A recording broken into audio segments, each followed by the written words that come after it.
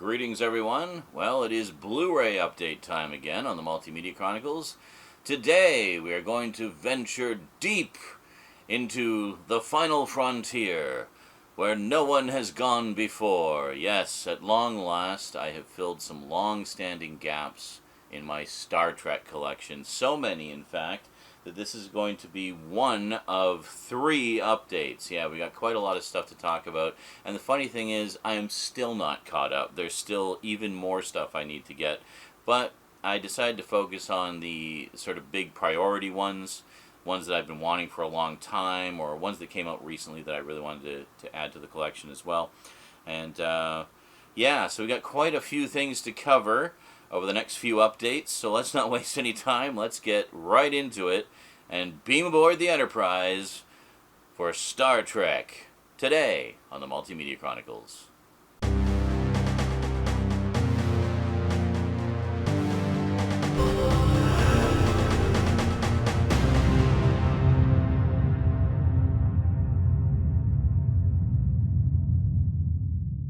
Welcome back. Alrighty, so we have the update table all ready to go. So let's zoom in a bit and see what we got. Okay, well, let's start with the granddaddy of them all. One that's been missing from my collection for far too long.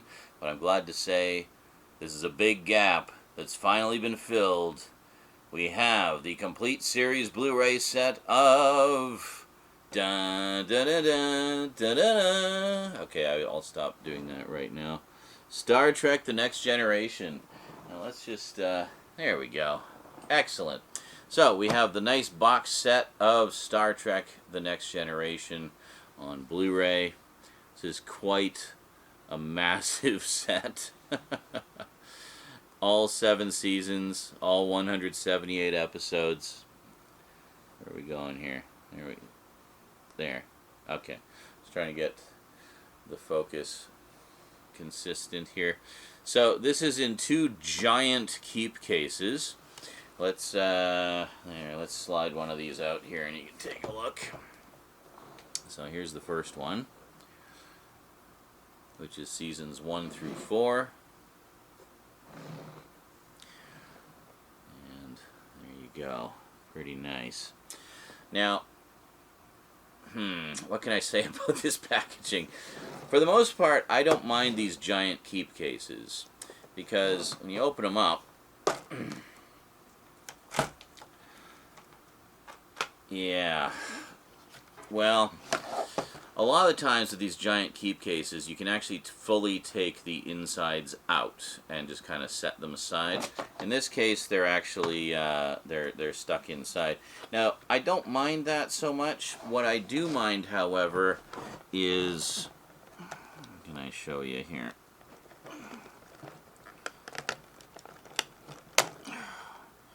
The fact that they're stacking discs. So each hub has 2 discs on it, and I don't like that. I mean, sure, they're Blu-rays, so they don't really scratch much, and I mean, it does save you a lot of shelf space, but it's just annoying. So if we open, yeah, see, I can't even, and then there's no insert booklet or anything. You basically have all the contents of the discs listed on the inside of the slipcase, which is fine. I mean, I guess you can slip it out and just have it on hand, but it's, I don't know. It's just, I like the savings of shelf space. It does take up a lot less space than if you bought the 7 seasons individually, but the lack of a booklet and the stacking discs is definitely something I could do without. So, anyway, that said, a fairly affordable set, and quite nice to have all 7 seasons compact and ready to go. So quite a lot of stuff on here. Let me just show you the box here while we go through the contents very quickly. So we have special features. We have reunification 25 years after Star Trek The Next Generation. Star Trek The Next Generation inside the writer's room. Energized, taking the Next Generation to the next level. Resistance is Futile, assimilating Star Trek The Next Generation. Gag Reels, HD except for Season 1. Deleted Scenes, HD on select episodes. And audio commentary tracks on select episodes. So, pretty good. I mean, a pretty nicely loaded set, sure to delight fans. And then the other set here has Seasons 5 through 7. There you go. And same deal as before, contents listed on the inside. If we just kind of slip this out real quick and take a look. And there you go. So disc by disc breakdowns, which is nice, sure. But, I mean, it would have been nicer to have a, a proper booklet. Now, that said, all the extras that they list on the back is not all of the extras. I mean, if you just take a look here, you can see there's a ton of stuff here. Where is the, there. Ton of stuff. Every disc has something. So, quite a lot to go through. So, now this isn't the first time I've collected Star Trek The Next Generation. I did actually start collecting the laser discs back in the day, but I mean, those were pricey, man. It was like $60 for each volume, and each volume only had 2 episodes on it, one on each side of the disc. So, you know, as much as people will complain about the fact that this set is about, $150, $200, it's a hell of a good deal when you kind of look at how much these seasons have gone for in the past. Like, the original DVD releases of Next Generation were $150 per season on DVD. But this is the fully remastered, rebuilt, reconstructed, everything high-def version, which looks amazing. They got all the original film elements they could get their hands on, including for the special effects and whatnot. The only things that they redid were things like phasers and transporters and any kind of optical effects and effects things like lasers and glowing effects or whatever, any kind of post-production effects like that. But the thing about Star Trek The Next Generation is this was still when they did everything on film, so they had like just an absolute wealth of archival material that they could pull out, rescan, and rebuild the episodes in high def using the original masters as a guide, and basically reconstructed all 178 episodes from scratch, and it looks amazing. Like, it was really done very lovingly. Kind of along the lines of what they did with the original series when they remastered that and had both. Now, with the original series, of course, they had both the original effects and the redone CG effects as an option. They do not have that as an option on the Next Generation because I guess it just would have been too much to remaster everything. Plus, the problem was a lot of those old optical effects were all done in standard definition anyway, so it really would have looked like crap compared. Because this is back in the day when they would shoot everything on film, but they tended to edit and master everything on tape to save time and money. So all the completed masters of the original broadcast versions were only exist in standard def. So essentially, to put Next Generation in high def meant they had to rebuild all of the episodes using all of the existing film elements and then redo all of the optical effects and whatnot in high definition from scratch. But those were pretty easy to do with today's digital technology. And, everything was done very lovingly and very respectfully of the original artist's work.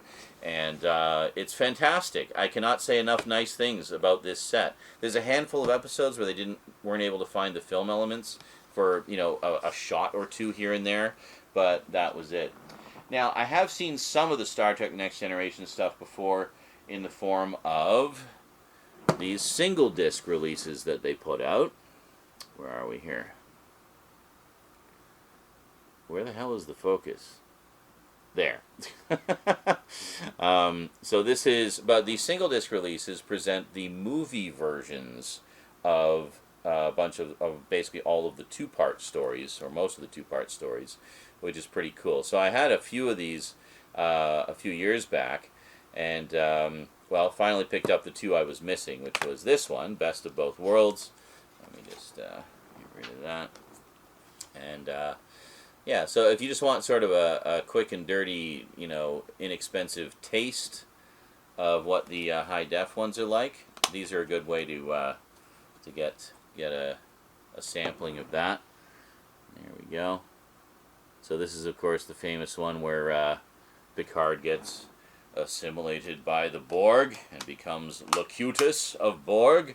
If you've ever seen the second Next Generation movie, First Contact, that was a wonderful sort of resolution to that storyline.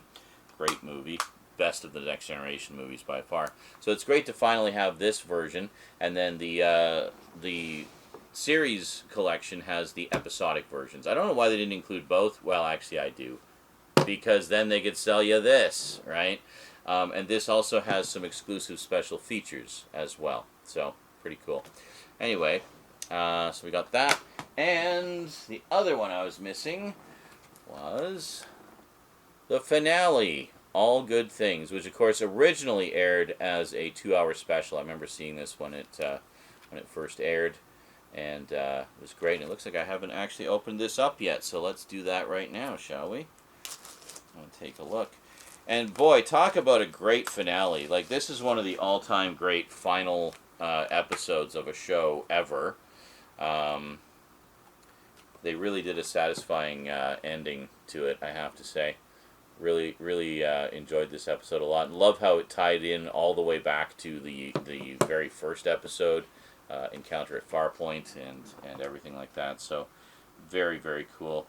And then I guess if we pop that out, we get a little shot of the Enterprise there. So, very nice.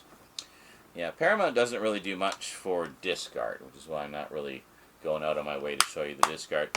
These did originally have slipcovers, but of course because I waited so long to get them, the slipcovers are long gone.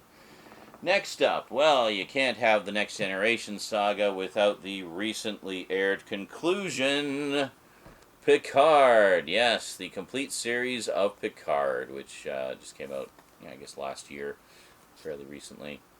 But yeah, so kind of what my thinking is with the Star Trek shows is I'm just waiting for the complete series sets of them, because it's just so much more convenient, saves you shelf space, So let's open this one up as well, and we'll take a look inside.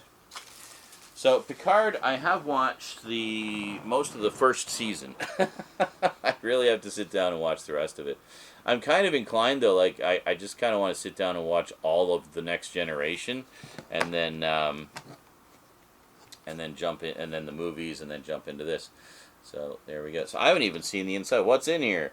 Okay, yeah, it looks like they did the same thing as they did with the Next Generation set. They have the contents on the insert. We'll look at that in just a second here. So it looks like, yeah, in this case we have individual trays for each disc. No stacking. Very nice. To be fair, these were really short seasons. This is from, the current era of streaming.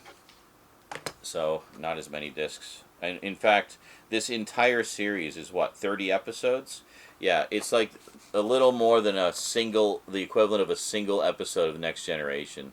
Next Generation usually had about, typically 26 episodes a season. And, yeah, so there we go. So we got quite a lot of stuff on here. A lot of special features, looks like. Deleted extended scenes, all kinds of featurettes and retrospectives and stuff like that. So, yeah, I know fans seemed a little mixed on it. I liked what I saw of it. I thought it looked pretty cool. It was great to see the Next Generation crew come back as well. I understand they're even more so in the final season, which is basically like a lot of fans just kind of consider it season 8 of the Next Generation, because it very much feels more like a Next Generation season than just just a Picard season. So that's pretty cool. So I'm looking forward to diving back into the world of the Next Generation. I haven't really seen much of it for a long time. So great stuff. Now there was, of course, that Picard set that came out that includes all of this stuff. But I don't know. I feel like that does a disservice to the Next Generation, because it's not just Picard, it's an ensemble show. All the Star Trek shows are ensemble shows, so, you know, come on, let's... But anyway, that Picard set did look pretty nice. I will say that. Next up, we got the first ever prequel in the Star Trek universe. Star Trek Enterprise, yeah.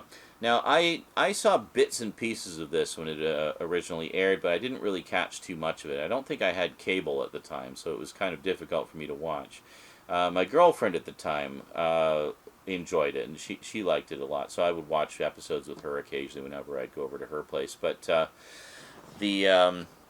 but I didn't really see a lot of it. I know my mom really liked this one a lot. Mom was a huge Star Trek fan as well as Star Wars, but you know, so she didn't have Blu-ray, but she had the DVDs of most of them. She had this one, she had Next Generation, and she had Voyager. She never really liked Deep Space Nine for some reason, but yeah, so let's open this one up. Main thing was I really wanted to get the Blu-ray sets of the shows from the original era. So, of course, as most of you know, I got the original series Blu-rays ages ago, and absolutely love them. My only complaint with those is they put them in air date order instead of production order, which all the previous video releases had been in. So there we go. But Enterprise is notable in that it was the first show to be done natively in high definition, like in digital high definition, like actually being edited and mastered in high definition. The first season I don't think was like full high def. They kind of like went more high def as they went on. By the time you get to the end, it's like full 1080. Oh, disc's falling out here. That's great. Yeah, so it looks like same deal here. We got you know, the big tray inside and discs stacked on top of discs. Yeah, not wild about that. And then again, same deal. We have all the contents on the insert. So let's just take a look there real quick. And there you go. As you can see, quite a lot of material there to go through. So yeah, good stuff. So anyway, fast forward a few years, Netflix had all the classic Treks, at least here in Canada. So I sat down and one day, no, like one couple of weeks, and finally watched the entire first season of Enterprise. Now I know this is another one that fans were kind of mixed on, saying, "Oh, it looks too high tech to be earlier than the original series." Like, well, yeah, it's also like 30 years later, so they're not going to make it look... I mean, nowadays they might do something like that, go with the old chonky tech, because there is a retro appeal to that. I love chonky tech, and I love the look and feel of the original series, so it would have been nice to go with that, but I mean, come on, I mean, it's a great cast. You got Scott Bakula, and lots of interesting storylines. From what I've seen, they're starting to get into like the time travel stuff and whatnot, which, I mean, I'm a sucker for time travel stories. I love that stuff. So, yeah, so I'm looking forward to diving in and watching the rest of it. And unfortunately, this was kind of the end of the classic era as well, because after this, it didn't do as well as the previous 3 shows, so they canceled it before it was really done. I mean, the idea, I think, was that they kind of settled into the idea of each Star Trek show being 7 seasons at the time, and this got 4, so it presumably would have had 3 more seasons, but unfortunately did not last. But I understand what we did get is pretty damn good. And last, but most certainly not least, the first of the new era of shows, we got Discovery, the complete series. Yeah, and see, this is another reason I like to wait for the complete series. This one has an all-new bonus disc that is not in the individual season sets. So another reason to wait for the complete series sets sometime. And this one I actually did get the slipcover because I basically got it as soon as it came out. So we just slide that off. There we go. Very nice. Fairly sturdy slipcover too. I like that. So there we go. I have not seen very much of Discovery. I understand it's kind of an interesting one because it starts off as a prequel, and then about halfway through there's this like time jump where it goes way into the future, and it's actually it actually goes like past the era of Picard, which is Picard was notable at the time because it was the first thing we had post Nemesis for a very long time, outside of Star Trek Online, by the way, which for a long time was the only sort of, you know, I don't know, call it interactive or motion media based sequel to, or you know, something taking place in the post Nemesis era. Of course, there's tons of books and whatnot and comics, but you know, that was the first show or like on-screen thing that we had in a long time. And then Discovery just basically said, well, hold our beer. They started off as a prequel, did a time jump, and then went even farther into the future.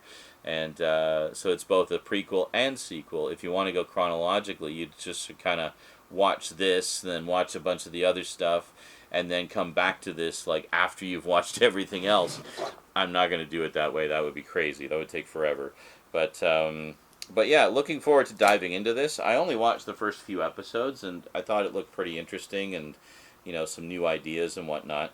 And I know, again, fans were kind of mixed on it, but they seemed to warm up to it in the later seasons. So I gather this is one of those shows that just kind of gets better as it goes. I mean, let's face it, Next Generation didn't start off great either, did it? It really wasn't until Season 3 that it really hit its stride. Not to say that Season 1 and 2 suck, but, you know, they weren't as strong as the later seasons. So let's open this one up. Looks like it's the same thing again. Oh my god, we actually have disc art. Holy moly. We never get disc art. Oh, and look, Season 3. So I guess that's where it comes into its stride. They were so proud of Season 3, they gave it disc art. That is honestly like incredibly rare for Paramount. Like, look at this, all the seasons 1 and 2. It's all, oh no, and wait a minute, and Season 4 has no disc art. What is going on here? Never mind. Okay, my theory has just been completely disproven in real time. The first 3 seasons had disc art, and then they just abandoned it and went back to their boring old basic blue. Boring basic blue. Anyway, that's okay. Kind of nice to get some disc art there. We'll maybe take a little peek at that in a minute. And then once again, all the contents on the insert. And there we go. And this one, yeah, I mean, again, I mean, there's a pretty good chunk of extras on here. So, cool. Although, again, because these are streaming seasons, they're shorter seasons, so they don't have as many episodes. And yet they've stacked the discs anyway. Yeah, that's great. Come on. Anyway, here's some of the disc art for you. You see that? I can't tell. It doesn't want to focus on. There. And then there. And you know what? I'm not going to show you all these. Just suffice it to say there's disc art on the first 3 seasons. It's going to take too long. Let's give you the basics, the gist. There you go. So you got these kind of like looking over the shoulder profiles. Then you got these side profiles. And then you got like actual sort of, you know, twofers. You got 2 side-by-side characters there. So anyway, very nice. So, Discovery. I look forward to discovering more of Discovery. So, a few shows I still need to get. Well, Deep Space Nine's obviously a big one from the classic era. AKA, no, we don't want to do Babylon 5, Mr. Straczynski. We just want to do Star Trek. And then they do Deep Space Nine instead of Babylon 5. Like, yeah. There's like whole articles on the internet you can read about that. Like, yeah, that was just full-on highway robbery. Like, Straczynski basically gave them his show Bible proposing Babylon 5, and they passed on it, and then they put out Deep Space Nine. And a lot of the story points are a little too similar, you know what I'm saying? Like, I don't know about that. Anyway. And there you go. So, quite a stack of Trek.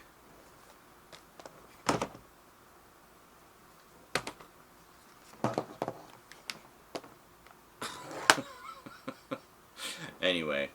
Yeah, so what is it? So I gotta get Deep Space Nine, Voyager. I've still got some boxes of Mum's DVDs to go through. I'm pretty sure Voyager is in one of those, so I'm gonna hold off buying any more Star Trek stuff until I get those, because I know Deep Space Nine and Voyager will likely never get Blu-ray releases just because of the lack of available high definition elements, and also the with Deep Space Nine, that was and Voyager both actually. That was when they went to full CG rather than physical models for the spaceships and stuff. So I think there's some physical models, but the reason they were able to do Next Generation high def was because all the source elements existed on film, and as I said, they just had to redo some of the effects, like the post-production effects. With Deep Space Nine and Voyager, however, even though they have all the on-set film elements and location film elements, all the effects were done in standard def CG. So, yeah. So it would be too cost prohibitive, and the problem is those two are a lot more niche than, say, original series and Next Generation, which have much broader appeal. So it just isn't cost effective, and I really don't see them doing it anytime soon, if ever, which is unfortunate. So for now, we're stuck with DVDs for those. But hey, it's only 14 seasons of Trek stuck forever in standard def, while all the rest of it is in high def. Think of it this way. You know how long Supernatural was? 15 seasons. It's basically that length minus one season. Like, it's huge. That's a lot of Trek to be, unfortunately, stuck in standard def land. So here's hoping they find a way to do it. Just as long as it's not some freaking AI upscaling or something like that. I don't know. Like, especially, like, that would be a real sadness, honestly, if they just went for the lazy route of doing AI upscaling for it. Instead, when they have all these film elements that they could use, and they could do the Next Generation treatment. But the problem is they would literally have to redo every single effects shot. So that's why we don't have those on Blu-ray, if anybody was wondering. So it's just not in the same league or with the same available elements as the other shows. And then when you get into stuff like Enterprise, well, Enterprise was natively made in high def, even though they were doing all CG effects. And it was sufficient quality that they could put it on Blu-ray. And yeah, I mean, I've looked at at least the Netflix versions, which are the high def versions, and they look pretty good. So I'm definitely looking forward to checking out the Blu-rays and seeing how they look. But yeah, so there's those two, and then Lower Decks just came out with a complete series set, so I need to get that. Prodigy, I think, has a complete series set. One of the things I really like about all of the new Star Trek shows that have been coming out is that they seem to have been very specifically gearing different shows to different demographics. So you have stuff like, Picard, which appeals to the old school fans. You got Strange New Worlds now, which also appeals to the old school fans. I freaking love Strange New Worlds, by the way. To me, out of all the new stuff that I've seen, I've at least seen, clips and previews and stuff, so I'm not unfamiliar with, the tone of each one. Strange New Worlds is the one that feels the most like classic Trek to me, honestly. Like, it really feels like a classic Star Trek show. I love the cast in it, and I love the storylines, and it just really has that old school feel, but with, more modern effects and whatnot.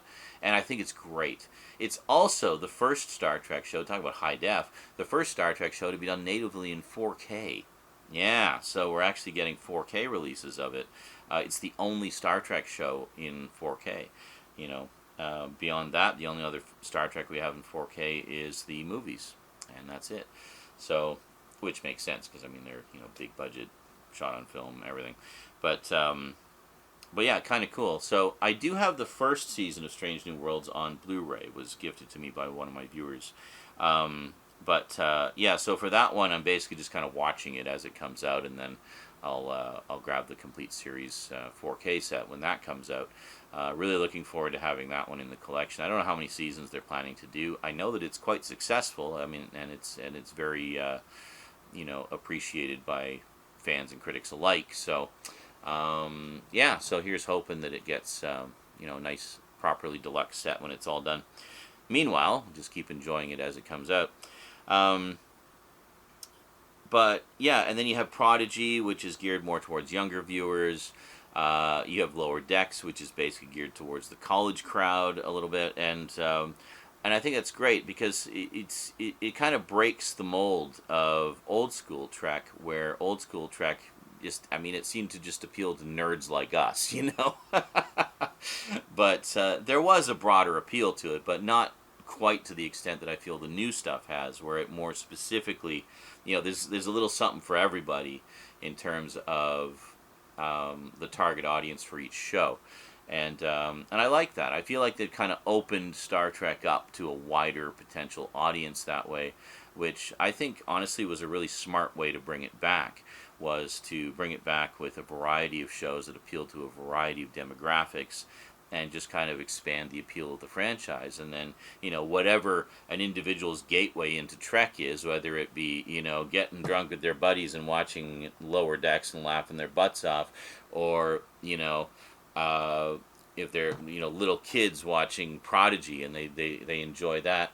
As they grow older, they'll become curious about the older shows and want to check them out as well. And by then, they'll have like nice Blu-ray sets and whatnot that they can look at and experience all of it. I mean, there's so much out there by this point.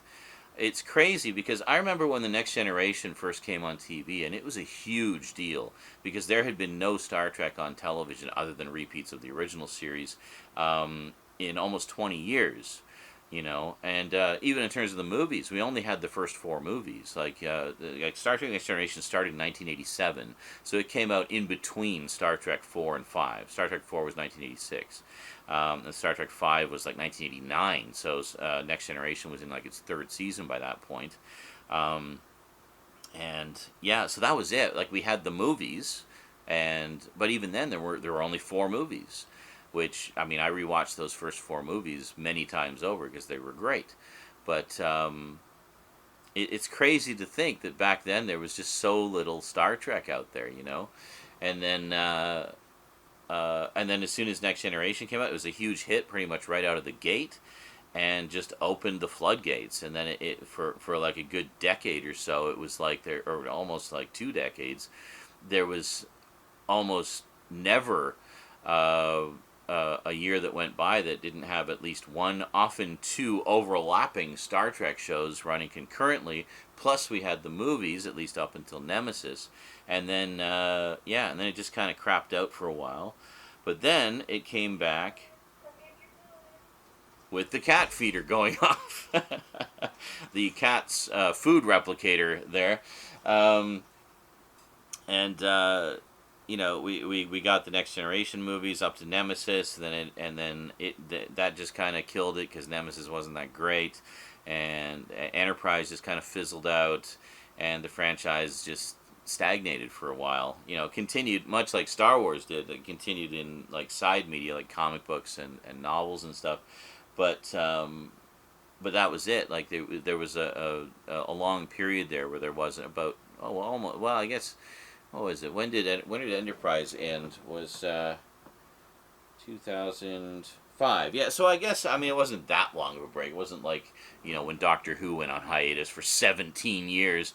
But it was, you know, it was a good 4 or 5 years before we had any new Star Trek. And then we got the Kelvinverse, which fans were very split on and stuff. But it was even longer before we got new Star Trek on television. When did this come out? Was 2017. That's crazy. So it was from that's 12 years.